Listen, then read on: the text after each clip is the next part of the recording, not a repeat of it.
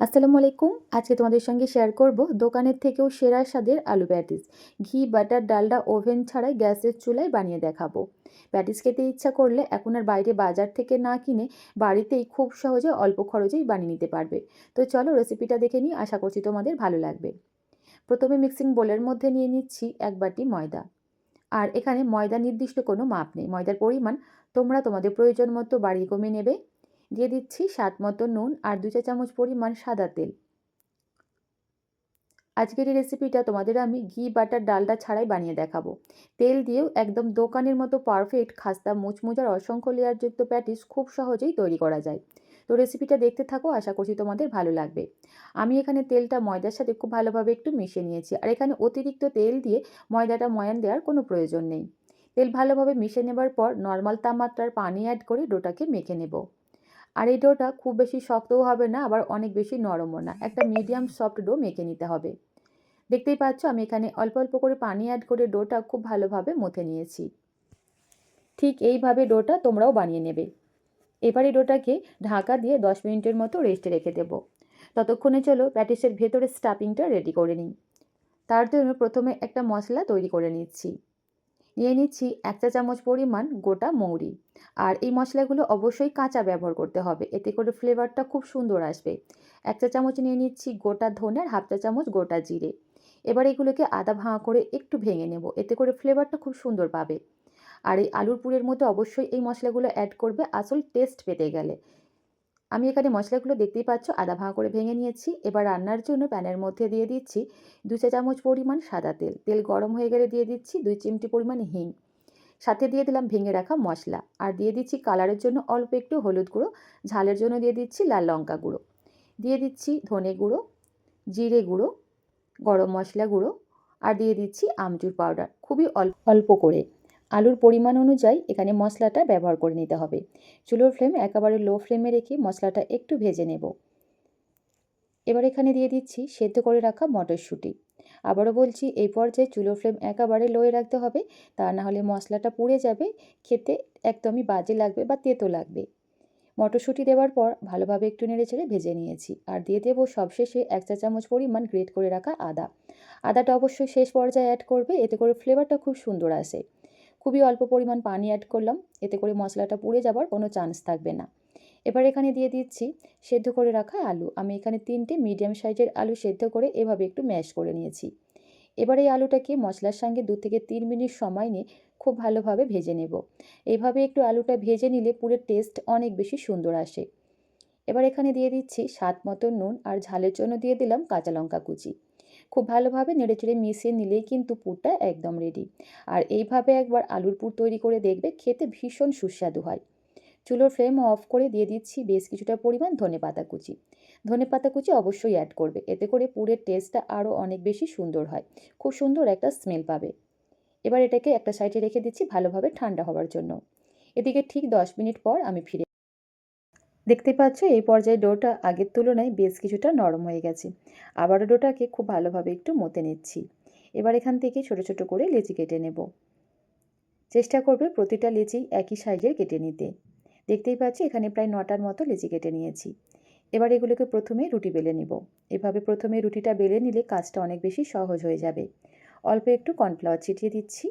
আর এইভাবে কর্নফ্লাওয়ার দিয়ে রুটিগুলো বেলে নিলে দেখবে খুব সহজেই একদম পাতলাভাবে রুটিটা বেলতে পারবে। আর এই প্যাটিস তৈরি করার জন্য অবশ্যই যতটা সম্ভব একদম পাতলা করে রুটিগুলো বেলতে হবে। এতে করে প্যাটিসের লেয়ারগুলো খুব সুন্দরভাবে খুলবে, আর প্যাটিসটা অনেক বেশি খাস্তা আর মুচমুচে হবে। দেখতেই পাচ্ছ বন্ধুরা, এখানে রুটিটা খুব সুন্দরভাবে আমি বেলে নিয়েছি। এবার যে প্লেটের মধ্যে রুটিটা বেলে উঠিয়ে রাখবে তার মধ্যে অবশ্যই একটু ময়দা অথবা কর্নফ্লাওয়ার ছিটিয়ে দিতে হবে। এতে করে দেখবে একটা রুটি আর একটার সঙ্গে লেগে যাবে না বা জড়িয়ে যাবে না। একইভাবে সমস্ত রুটিগুলো এখানে আমি বেলে নিচ্ছি।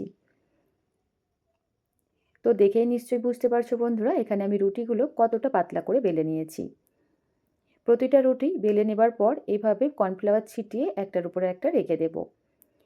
আমি সমস্ত রুটিগুলোই খুব সুন্দরভাবে বেলে নিয়েছি। এবার এটাকে একটা সাইডে রেখে দেব।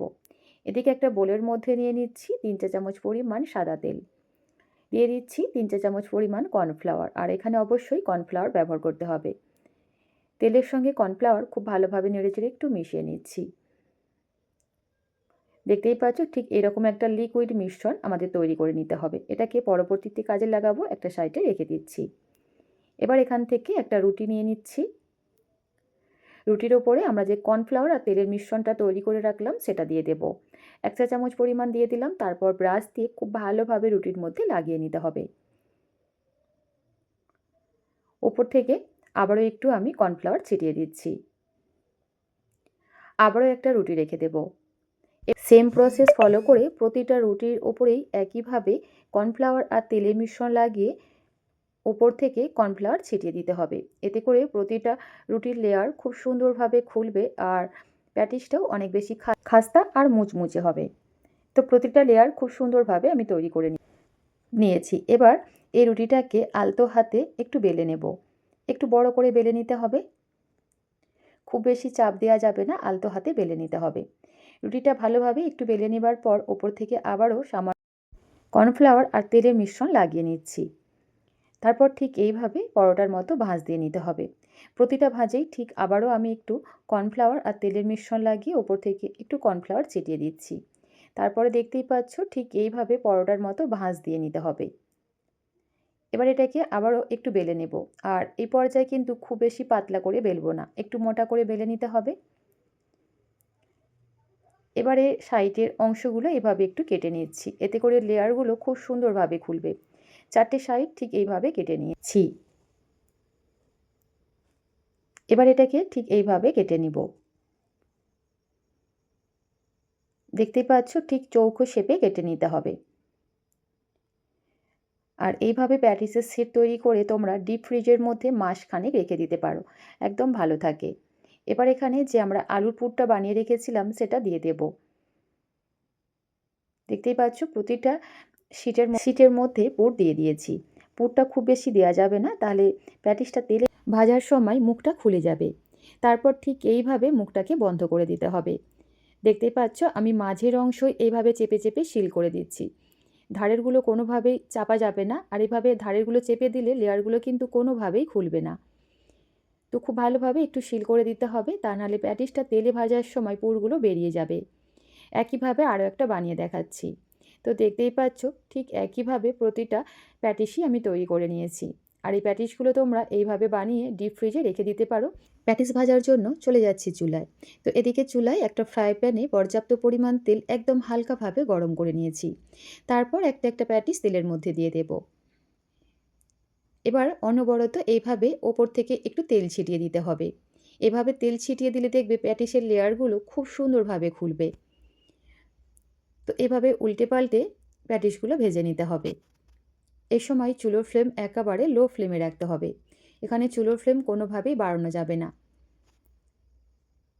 একটু সময় নিয়ে কাজটা করতে হবে। আমি এখানে 8 থেকে 10 মিনিট সময় নিয়ে প্যাটিসগুলো খুব ভালোভাবে ভেজে নিয়েছি।